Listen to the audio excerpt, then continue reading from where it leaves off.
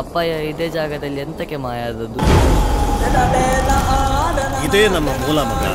ನಮ್ಮ ಹಿರಿಯರೆಲ್ಲ ಇದ್ದದ್ದು ಇಲ್ಲೇ. ಅದೊಂದು ದೊಡ್ಡ ದಂತಕತೆ. ನವರಾತ್ರಿಯ ಮೊದಲ ದಿನವೇ ಕಾಂತಾರ ದರ್ಶನವಾಗಿದೆ. ಕಾಂತಾರ ಚಾಪ್ಟರ್ 1 ಟ್ರೇಲರ್ ರಿಲೀಸ್ ಆಗಿದ್ದು, ಈ ಒಂದು ಟ್ರೇಲರ್ ನೋಡಿದರೆ ಸಿನಿಮಾಕ್ಕೆ ಬೇರೆ ಪ್ರಚಾರನೇ ಬೇಡ ಅನಿಸುತ್ತೆ. ಒಂದೊಂದು ಸೀನ್ ಕೂಡ ಮೈಯಲ್ಲಿರೋ ರೋಮವನ್ನು ಎದ್ದು ನಿಲ್ಲೋ ಥರ ಮಾಡುತ್ತೆ. ನಾನಂತೂ ಟ್ರೇಲರ್ ನೋಡಿ ಸಖತ್ ಫಿದಾ ಆಗೋದೆ. ರಿಷಬ್ ಶೆಟ್ಟಿಯ ಆ್ಯಕ್ಟಿಂಗ್ ಅಂತೂ ಅದ್ಭುತ. ಬಂದದ್ದು ಸ್ವಲ್ಪ ತಡ ಆಯ್ತಾ ಅಂತ ಅಲ್ಲ. ಸಿನಿಮಾ ಕತೆ ಏನು ಅನ್ನೋದನ್ನ ಟ್ರೇಲರ್ನಲ್ಲಿ ನೀಟಾಗಿ ತೋರಿಸಿದ್ದಾರೆ. ಇದು ಕಾಡಿನ ಜನ ಮತ್ತು ರಾಜರ ನಡುವೆ ನಡೆಯೋ ಒಂದು ಯುದ್ಧ. ಕಾಡಿನ ಜನಕ್ಕೆ ಒಂದು ಕಾರಣಿಕದ ಕಲ್ಲು ಸಿಗುತ್ತೆ, ಅಲ್ಲಿಂದ ಕತೆ ಶುರುವಾಗುತ್ತೆ. ಮೊದಲೇ ರಿಷಬ್ ಶೆಟ್ಟಿ ಹೇಳಿದಂತೆ ಇದೊಂದು ದಂತಕತೆ ಆಗಿರೋದ್ರಿಂದ ಈ ಕಾಂತಾರ 1ನಲ್ಲಿ ಅಲ್ಲಿ ದೈವಗಳು ಹೋಗಿ ಕಾಡಿನಲ್ಲಿ ಮಾಯವಾಗುತ್ತೆ. ಅಲ್ಲಿ ರಿಷಬ್ ಶೆಟ್ಟಿ ಅವರು ಮಾಯ ಆಗ್ತಾರೆ. ರಿಷಬ್ ಶೆಟ್ಟಿಯ ಮಗ ಇರ್ತಾನೆ, ಅವನು ಈ ಕಥೆಯನ್ನು ಮೊದಲು ಕೇಳ್ತಾನೆ. ಈ ಕಾಡಿನಲ್ಲಿ ಏನಾಯಿತು, ಯಾಕೆ ಇಲ್ಲಿ ನಮ್ಮ ಅಪ್ಪ ಮಾಯ ಆದರು ಅಂತ ಕೇಳಿದಾಗ ಅದೊಂದು ದೊಡ್ಡ ಕತೆ ಅಂತ ಹೇಳ್ತಾರೆ. ಅಲ್ಲಿಂದ ಆ ಕತೆ ಏನು ಅನ್ನೋದು ತೆರೆದುಕೊಳ್ಳುತ್ತೆ. ಇಲ್ಲಿ ಅಧರ್ಮ ನೆಲೆಸಿದ ಜಾಗಕ್ಕೆ ಈಶ್ವರನೇ ಗಣಗಳನ್ನು ಕಳಿಸ್ತಾನೆ ಅನ್ನೋದು ಈ ಕಥೆಯ ಒಂದು ಮೂಲ ಉದ್ದೇಶ. ಆತ ಒಂದು ಎಲ್ಲೆಲ್ಲಿ ಅಧರ್ಮವನ್ನು ನೆಲೆಸ್ತಾನೆ ಅಲ್ಲಿ ಗಣಗಳ ಮೂಲಕ ದೈವ ಶಕ್ತಿಯನ್ನು ಕಳಿಸ್ತಾನೆ ಅನ್ನೋದು. ಈಗ ಇಲ್ಲಿ ಕರಾವಳಿ ಭಾಗದಲ್ಲಿ ದೈವಗಳಂದರೆ ಗಣಗಳಂತ ಕರೀತಾರೆ. ಎಲ್ಲಿ ಪಂಜುರ್ಲಿ, ಬೂದ್ರಾಯ, ಕಲ್ಕುಡ್ಕ ಇಂಥಗಳಿಗೆ ಗಣ ಅಂತ ಕಳಿಸ್ತಾನೆ. ಅದು ಈಶ್ವರನೇ ಕಳಿಸಿದ್ದು ಅಧರ್ಮಗಳನ್ನು ನಾಶ ಮಾಡೋಕೆ. ಅಂದರೆ 2000 ಇಸವಿಯ ಹಿಂದಿನ ಕಥೆ ಆಗಿರೋದ್ರಿಂದ ಆಗಲೇ ಈ ಗಣಗಳು ಇಲ್ಲಿ ನೆಲೆ ನಿಂತಿದ್ವು ಅನ್ನೋದು ಈ ಕಥೆಯ ಒಂದು ಸಾರಾಂಶ. ಇಲ್ಲಿ ರಿಷಬ್ ಶೆಟ್ಟಿ ಅವರು ಒಂದು ದೈವದ ಆಶೀರ್ವಾದದ ಮೂಲಕ ಅಲ್ಲಿ ಜನ್ಮ ತಾಳ್ತಾರೆ. ಕಾಂತಾರ ಅನ್ನೋ ಕಾಡಿನಲ್ಲಿ ಕಾಡಿನ ಜನ ಅಧರ್ಮವನ್ನು ಹೊತ್ತು ನಿಂತಿರುವ ರಾಜರ ವಿರುದ್ಧ ಹೋರಾಡುವ ಕಥೆ ಆಗಿದೆ.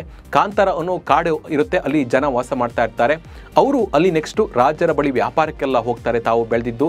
ಮತ್ತು ಇಷ್ಟು ದಿನ ಅವರು ಬೆಳೆದ ಬೆಳೆಯಲ್ಲಿ ಪಾಲನ್ನು ಕೊಡಬೇಕಾಗಿತ್ತು ರಾಜರಿಗೆ.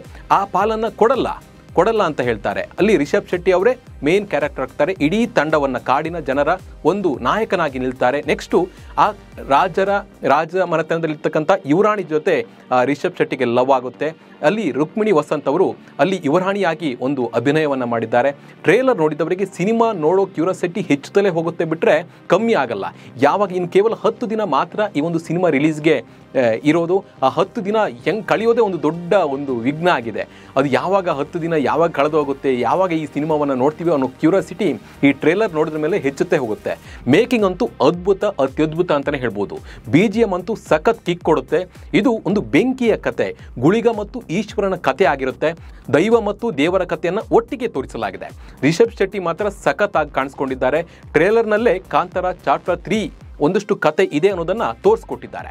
ಟ್ರೇಲರ್ ನೋಡಿದ ಕನ್ನಡ ಸಿನಿಮಾ ರಸಿಕರು ಮಾತ್ರವಲ್ಲ, ಪರಭಾಷಾ ಪ್ರೇಕ್ಷಕರು ಕೂಡ ಮತ್ತೆ ಕಾಂತಾರ ಪ್ರಪಂಚದೊಳಗೆ ಪ್ರವೇಶಿಸಲು ಇನ್ನೂ 10 ದಿನ ಕಾಯಬೇಕಾಗಿದೆ. ಈ ಬಾರಿ ಸಾವಿರಾರು ವರ್ಷಗಳ ಹಿಂದಕ್ಕೆ ನೋಡುಗರನ್ನ ರಿಷಬ್ ಶೆಟ್ಟಿ ಕರ್ಕೊಂಡು ಹೋಗಿದ್ದಾರೆ. ಆ ಒಂದು ಅದ್ಭುತ ಸಟ್ಟು, ಅಲ್ಲಿರುವ ಕಲಾವಿದರು, ಆ ಟ್ರೇಲರ್ ನೋಡಿದ್ರೆ ಒಂಥರ ಮೈಯಲ್ಲಿರೋ ರೋಮ ಹಾಗೆ ಎದ್ದು ನಿಲ್ಲುತ್ತೆ, ಹಂಗೆ ಅನಿಸುತ್ತೆ. ನಾನಂತೂ ಒಂದು 10 ರಿಂದ 15 ಸತಿ ಈ ಟ್ರೇಲರ್ನ ನೋಡಿ ಈ ಕಥೆಯನ್ನು ಅರ್ಥ ಮಾಡಿಕೊಂಡೆ. ಬಹಳ ಚೆನ್ನಾಗಿದೆ ಈ ಕತೆ. ಯಾವುದೇ ಸಿನಿಮಾ ಮಾಡದ ದಾಖಲೆಯನ್ನು ಕಾಂತಾರ ಚಾಪ್ಟರ್ 1 ಮಾಡುತ್ತೆ ಅನ್ನೋದು ನನ್ನ ಅನಿಸಿಕೆ. ಇನ್ನು ಈ ಸಿನಿಮಾ ಅಕ್ಟೋಬರ್ 2ಕ್ಕೆ ಗುರುವಾರ ವಿಶ್ವದಾದ್ಯಂತ ತೆರೆಗೆ ಬರ್ತಾ ಇದೆ. ಅದಕ್ಕೂ ಮುನ್ನ ಸುಮಾರು 2500 ಸ್ಕ್ರೀನ್ಗಳಲ್ಲಿ ಸಿನಿಮಾದ ಪೇಯ್ಡ್ ಪ್ರೀಮಿಯರ್ ಶೋ ಕೂಡ ನಡೆಯಲಿದೆ. ಆದರೆ ಅತಿ ಹೆಚ್ಚು ಪ್ರಚಾರವನ್ನು ಸಿನಿಮಾ ಇಲ್ಲಿ ತನಕ ಮಾಡಿರಲಿಲ್ಲ. ಅಂದರೆ 2022ರಲ್ಲಿ ತೆರೆ ಕಂಡಿದ್ದ ಕಾಂತಾರ ಸಿನಿಮಾಗೂ ಕೂಡ ಹೊಂಬಾಳೆ ಫಿಲ್ಮ್ಸ್ ಜಾಸ್ತಿ ಪ್ರೆಸ್ ಮೀಟ್ ಮಾಡಿರಲಿಲ್ಲ. ಹೆಚ್ಚಿನ ಪ್ರಚಾರವಿಲ್ಲದೆ ರಿಲೀಸ್ ಮಾಡಲಾಗಿತ್ತು. ರಿಲೀಸ್ ಆದಮೇಲೆ ಸೂಪರ್ ಹಿಟ್ ಆಗಿತ್ತು, ಪ್ಯಾನ್ ಇಂಡಿಯಾ ಮಟ್ಟದಲ್ಲಿ ಹಿಟ್ ಆಗಿತ್ತು. ಯಾರು ಊಹಿಸದ ರೀತಿಯಲ್ಲಿ ಪ್ರಚಾರ ಸಿಕ್ಕಿತ್ತು. ಅದೇ ತಂತ್ರವನ್ನು ಈ ಸಲವೂ ಫಾಲೋ ಮಾಡೋ ಅಂತಿದೆ ಒಂದು ಚಿತ್ರತಂಡ. ಇನ್ನು ಬಲ್ಲ ಮೂಲಗಳ ಪ್ರಕಾರ ಕಾಂತಾರ ಚಾಪ್ಟರ್ 1 ಸಿನಿಮಾ ನೋಡಿ ಸೆನ್ಸರ್ ಮಂಡಳಿ ಕೂಡ ಸಖತ್ ಖುಷಿಯಾಗಿದ್ದಂತೆ. ಸಿನಿಮಾ ಮುಗಿದ ಬಳಿಕ ಎದ್ನಿತ್ತು ಚಪ್ಪಾಳೆಯನ್ನು ತಟ್ಟಿ ಸಿನಿಮಾ ತಂಡವನ್ನು ಅಭಿನಂದಿಸಿದ್ದಾರಂತೆ. ಇದನ್ನು ನೋಡಿ ಕಾಂತಾರ ತಂಡ ಕೂಡ ಸಖತ್ ಖುಷಿಯಾಗಿದೆ ಅಂತ ಹೇಳಿ ಒಂದು ಮಾತು ಟಾಕ್ ಇದೆ. ಇದು ಅಧಿಕೃತವಲ್ಲದಿದ್ರು ಯಾರೋ ಒಂದು ಹೇಳಿರೋ ಒಂದು ಮಾಹಿತಿ. ಈ ಸಿನಿಮಾ ಒಂದು ದೊಡ್ಡ ಭಾರತೀಯ ಸಿನಿಮಾ ಇಂಡಸ್ಟ್ರಿಯಲ್ಲೇ ಒಂದು ದೊಡ್ಡ ಬಿಗ್ ಸಿನಿಮಾ ಆಗೋದರಲ್ಲಿ 2 ಮಾತೇ ಅಲ್ಲ. ಯಾವ ಸಿನಿಮಾ ಇದುವರೆಗೂ ಮಾಡಿದ ದಾಖಲೆಯನ್ನು ಕಾಂತಾರ ಚಾಪ್ಟರ್ 1 ಮಾಡುತ್ತೆ ಅನ್ನೋದು ನನ್ನ ಅನಿಸಿಕೆ.